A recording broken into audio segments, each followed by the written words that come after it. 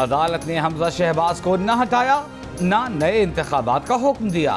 PTI की दरखास्तों पर Lahore high court ने फैसला सुना दिया। अदालत ने हुक्म दिया 1 जुलाई को होने वाले इजलास में मुनहरिफ अरकान के 25 वोट निकाल कर दोबारा गिनती की जाए। अक्सरियत न मिलने पर हमजा शहबाज वज़ीर आला पंजाब के ओहदे पर कायम नहीं रहेंगे। किसी को मतलूबा अक्सरियत नहीं मिलती तो आर्टिकल 130(4) के तहत सेकंड पोल होगा। सादा अक्सरियत वाला वज़ीर आला बन जाएगा। नए इलेक्शन का हुक्म नहीं दिया जा सकता। प्रिजाइडिंग ऑफिसर के नोटिफिकेशन को कल अदम करने का भी नहीं कह सकते। अदालत ने गवर्नर को कल बुलाया गया असेंबली का इजलास यकीनी बनाने परसों वज़ीर आला से लाजमी हलफ लेने की भी हिदायत कर दी। अदालत ने कहा असेंबली इजलास में हंगामा आई या बेनज़मी हुई तो उसके खिलाफ तौहीन अदालत की कार्रवाई होगी।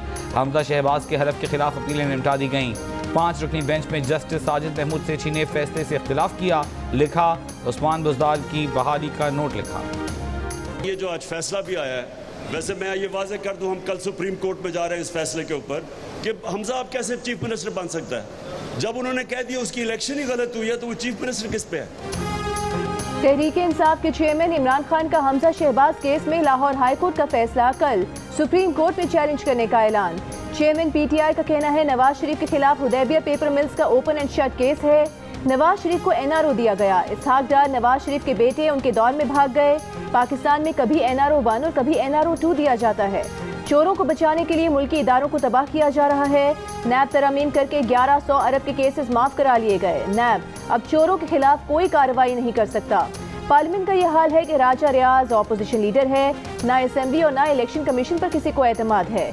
न्यूट्रल से कहा अच्छा है आप न्यूट्रल ही रहें, लेकिन आप न्यूट्रल रहे तो मुल्क को नुकसान होगा। सोचा भी नहीं था कि ये शहबाज शरीफ को वजीर आजम बना देंगे, आसिफ जरदारी को इक़्तिदार में ले आएंगे।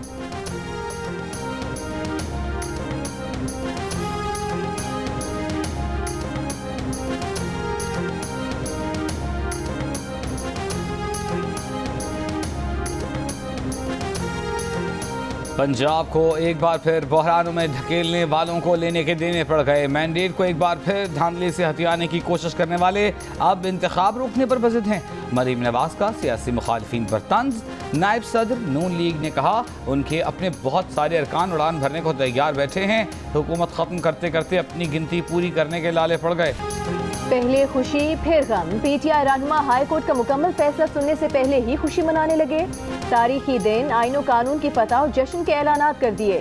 असल फैसला जानकर पीटीआई रहनुमाओं का यू टर्न। फवाद चौधरी बोले हाई कोर्ट के फैसले में खामियों को लेकर सुप्रीम कोर्ट से रुजू करेंगे। फैसले ने पंजाब में सियासी बहरान में मजीद इजाफा कर दिया। हसन न्याजी का हाई कोर्ट पर साजबाज का इल्जाम। कहा अदालत ने हमजा की जीत यकीनी बना दी।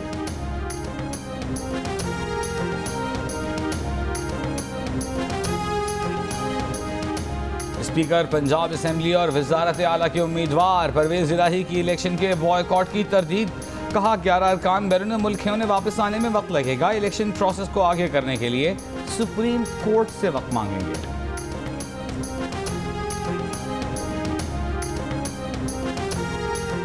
पंजाब असेंबली में अगर पीटीआई को 5 मखसूस नशिस्तें मिल गईं तो पार्टी पोजीशन क्या होगी।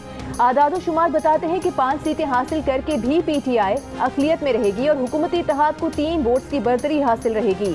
25 अरकान के 20 सीट होने पर पंजाब असेंबली मेंबरान की तादाद 346 रह गई है। हुकूमती जमात मुस्लिम लीग नून के पास 165 सीटें हैं। पीपल्स पार्टी के साथ आज़ाद 3 और राहे हक पार्टी का 1 वोट भी नून लीग के पास है।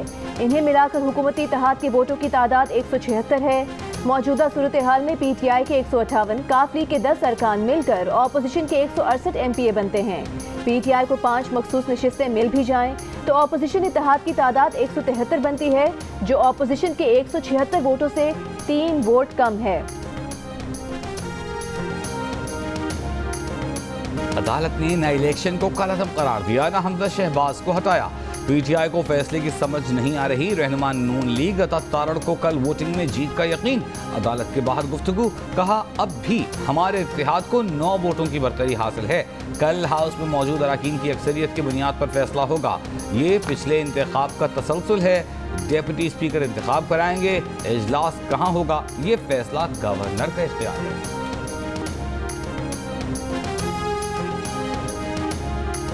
पीटीआई के वकील अहमद अवैस ने कहा है कि आज का फैसला किसी एतबार से जुडिशल फैसला नहीं जिसकी तारीफ की जाए। ये ख्याल रखा गया है कि हमजा शहबाज को कोई तकलीफ न पहुंचे। ओपन कोर्ट में अदालत ने सिर्फ इतना कहा कि PTI की दरखास्तें मंजूर कर ली, जिसके बाद गलतफहमी हुई। जियो न्यूज़ की खुसूसी ट्रांसमिशन में मुस्लिम लीग नून के रहनुमा तलाल चौधरी ने कहा, तहरीक इंसाफ के पास ना अक्सरियत और ना सादा अक्सरियत, कौन जामिन होगा कि ये सुप्रीम कोर्ट के फैसले के बाद भी मुतमईन होंगे। ये अपनी मर्जी और ख्वाहिश का फैसला चाहते हैं। सीनियर सहाफ़ी और तज्ज़ियाकार मुनीफ फारूक ने कहा कि अदालत ने इंतखाबात के ऊपर ना सवाल उठाया, ना इलेक्शन को कलअदम करार दिया। अदालत ने एक राह निकाली कि मामले को कम वक्त पर हल किया जाए।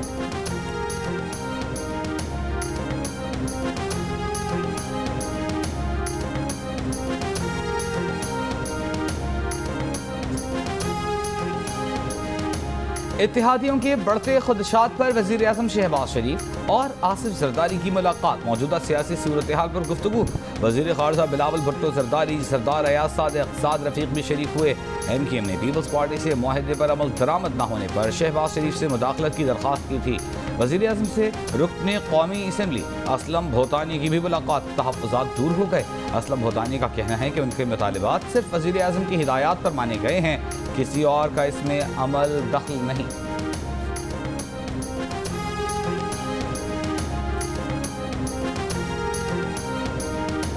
सदर मुमलिकत अनकरीब शहबाज शरीफ को एतमाद का वोट देने का कहेंगे। 63A का बहुत बड़ा फैसला जुलाई में आना है। ये सब लोग ताहयात नाअहल करार दे दिए गए, फिर तो ये मरकज में भी फारिग हैं। शेख रशीद का दावा। सरबरा अवामी मुस्लिम लीग ने कहा कि ना IMF से मुआहदा हुआ, ना ग्रे लिस्ट से निकले, ना रूस से तेल और ना अफगानिस्तान से कोयला मिलने जा रहा है। इसहाक डार तो क्या बिल गेट्स को बुला लें, ये मुल्क नहीं चला सकते। आसिफ जरदारी जो सियासी चाल खेल रहा है, ये मईशत को मजीद तबाह कर देगी। मुक़्तदिर हलकों से अपील है कि मुल्क को सियासी बहरान से बचा लें।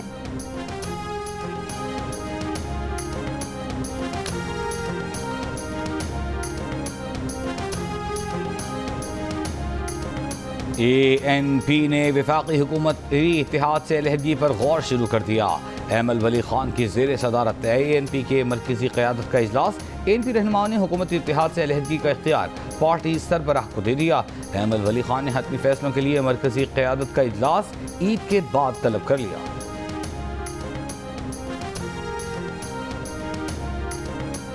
MQM पाकिस्तान ने हल्का बंदी और इंतखाबी इस्लाहात के सिंध हाई कोर्ट के फैसले के खिलाफ अपील दायर कर दी।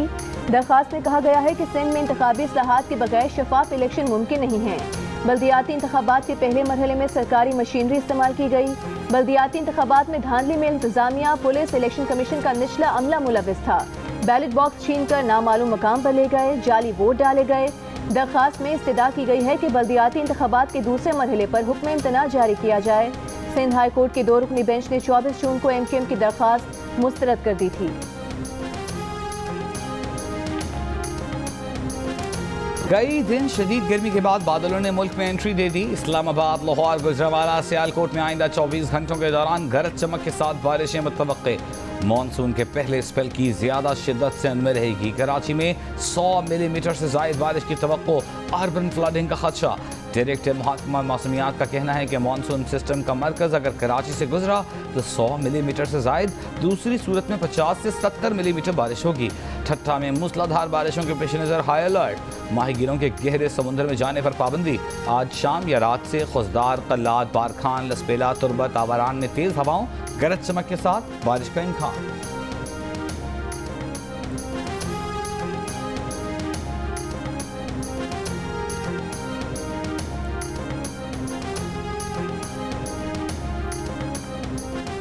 अर्बन फ्लडिंग के खदशात, क्या कराची की सड़कें फिर डूबेंगी? शहर के 41 बड़े और 518 छोटे नालों में अब भी कचरा मौजूद। KMC की नाला सफाई मुहिम नुमाइशी दौरों तक महदूद रही। सिंध असम्बली से मुत्तसिल नाला तक कचरे से भरा पड़ा है।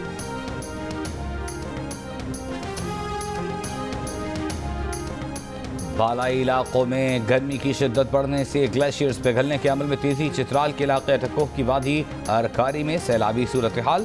अरकारी से रबात तक सड़क बंद। हुंजा के नदी नालों में पानी के बहाव में इजाफा। हसनाबाद नाले पर नस्बाजी लोहे का पुल पानी में डूब गया। शाहराह कराकोरम पर ट्रैफिक मुअत्तल। गुज़िश्ता माह शीश पर ग्लेशियर से पानी के अखराज के बायस पुल बह गया था।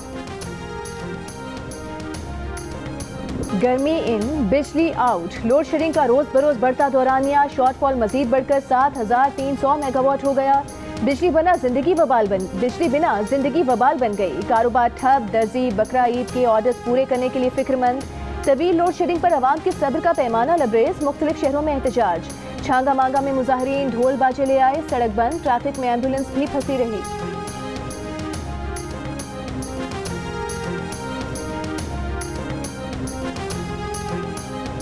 मुल्क में कोरोना केसेस में इजाफा। कराची में शरह सबसे ऊपर, मुस्बत केसेस 19% रिकॉर्ड। हुक्काम के मुताबिक सिंध में कोरोना पॉजिटिव केसेस की मजमूई शरह 7.5% रही। हैदराबाद में 0.15, मुजफ्फराबाद में 4.5%, मीरपुर में 3.5%, मरदान में 6%, इस्लामाबाद में 2.5%, लाहौर में 3.5%, पेशावर में 2.80% रही। गुज़िश्ता रोज़ कोरोना के 641 नए केसेस सामने आए। मजीद 2 अफराद कोरोना से इंतकाल कर गए।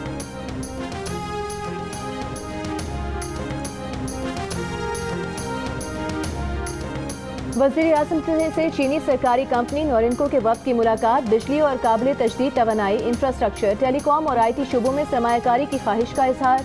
वज़ीर आज़म की चीनी कंपनीज को बिलखुसूस शमसी तवानाई के वसी इम्कानात में सरमायाकारी की दावत। शहबाज शरीफ से कम्युनिस्ट पार्टी ऑफ चाइना के डायरेक्टर खारिजा अमूर कमीशन की मुलाकात।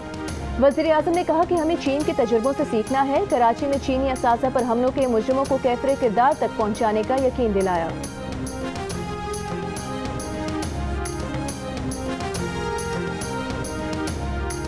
PCB ने सेंट्रल कॉन्ट्रैक्ट का ऐलान कर दिया। कप्तान बाबर आजम, मोहम्मद रिजवान, शाहीन आफरीदी, इमाम अल हक, हसन अली को दोनों फॉर्मेट्स के कॉन्ट्रैक्ट्स दिए गए। 10 खिलाड़ियों को सिर्फ रेड बॉल, 11 खिलाड़ियों को सिर्फ वाइट बॉल कॉन्ट्रैक्ट दिए गए। रेड बॉल की कैटेगरी में कप्तान बाबर आजम, शाहीन शाह आफरीदी, मोहम्मद रिजवान, अजहर अली बी कैटेगरी में, हसन अली और फवाद आलम सी कैटेगरी में, इमाम अल हक, नसीम शाह, अब्दुल्ला शफीक, नौमान अली डी कैटेगरी में, सरफराज अहमद, शान मसूद, यासिर शाह, आबिद अली और सऊद शकील को शामिल किया गया है।